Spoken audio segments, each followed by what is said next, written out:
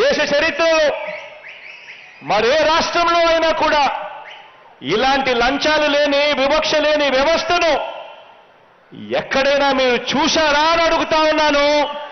ప్రతి ఇంట్లోనూ వెళ్ళి అడగండి, ప్రతి అక్కచెల్లెమ్మకు చెప్పండి, ప్రతి అన్నదమ్ముడికి చెప్పండి, ప్రతి రైతన్నకు చెప్పండి. ఇలాంటి వాలంటీర్లు ఎక్కడైనా ఉన్నారా? ఇలా లంచము లేని వ్యవస్థను ప్రోత్సహించే ప్రభుత్వాలు దేశంలో ఎక్కడైనా ఉన్నాయా అని చెప్పి అడగండి. మన ప్రభుత్వం రాకమునుపు ఎవరైనా కూడా ప్రభుత్వం నుంచి ఇచ్చే ₹1 ఎటువంటి లంచము, ఎటువంటి అవినీతి, ఎటువంటి వివక్ష లేకుండా ప్రజల చేతుల్లోకి చేరగలుగుతుందా అని ఎవరైనా అడిగితే ఎవ్వరూ కూడా ఇది జరిగే పని కాదు అని చెప్పే పరిస్థితి.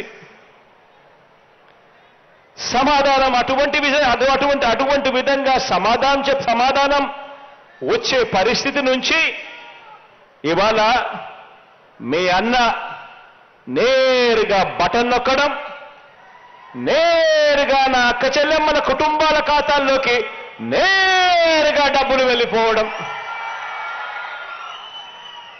లంచాలు లేకుండా వివక్ష లేకుండా ఏకంగా ఈ 58 నెలల పాలనలో మీ అన్న ప్రభుత్వం అక్షరాల ఇప్పటిదాకా ₹2,55,000 కోట్ల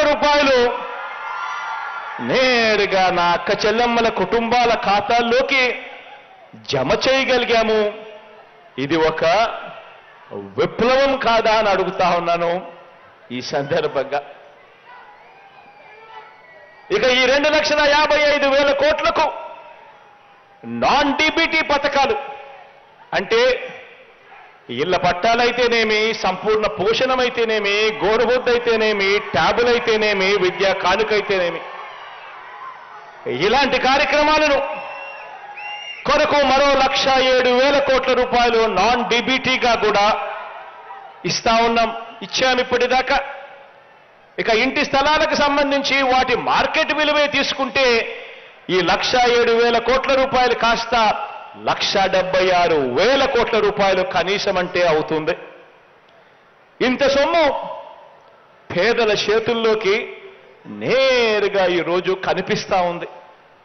పేదల చేతుల్లోకి నేరుగా ఈ సొమ్మంతా కూడా కనిపిస్తా ఉంది.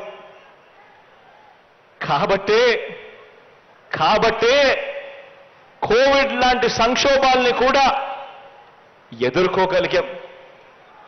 కేంద్రం నుంచి తగ్గిన ఆదాయాన్ని కూడా తట్టుకోగలిగాం. ఓ లంచాలు లేని ఓ వ్యవస్థను మీ బిడ్డ ప్రభుత్వం తీసుకురాగలిగింది కాబట్టే ఇది జరుగుతా ఉంది అని చెప్పడానికి ఈ సందర్భంగా గర్వపడతా ఉన్నా.